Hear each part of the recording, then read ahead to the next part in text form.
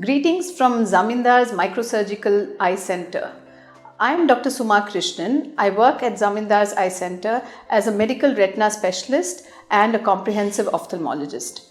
Today we are filming this video at our latest and newest center, which is our third branch, which is located on Banaswadi 100 Feet Road. Today I'd like to share a few points about diabetic retinopathy. Diabetes, as you all know, is a microangiopathy.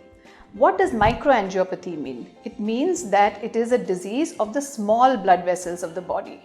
Now, the retina is one of the organs which is affected in diabetes, and the retina is affected in the form of diabetic retinopathy. Now, why is the knowledge of diabetic retinopathy important to us?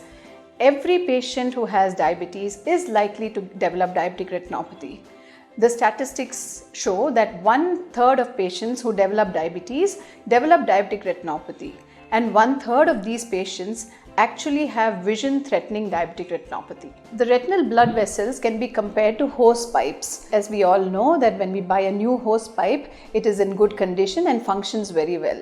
The same way with the blood vessels in the retina.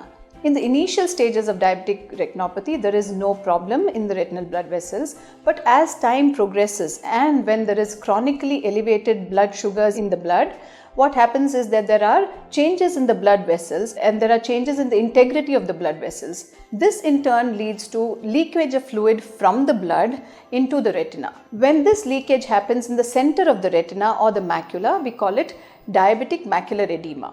Now, this is one of the causes for poor vision in diabetic retinopathy. Another complication of diabetes is the formation of new blood vessels in the retina.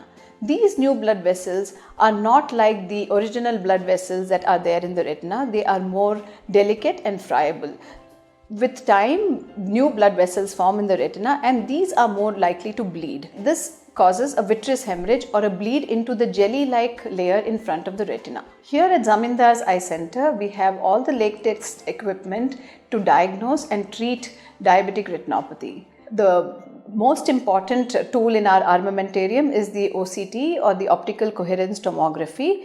Basically, it is a machine that takes cross-sectional images of the retina and enlarges these images to a large extent so that we can see any pathology in the retina in the form of any swelling or fluid collection under the retina. Once the diabetic retinopathy progresses to a stage where there is the formation of new blood vessels, we call it the proliferative stage. At this stage, the treatment will be in the form of lasers to cause the regression of these new vessels and preserve the central vision.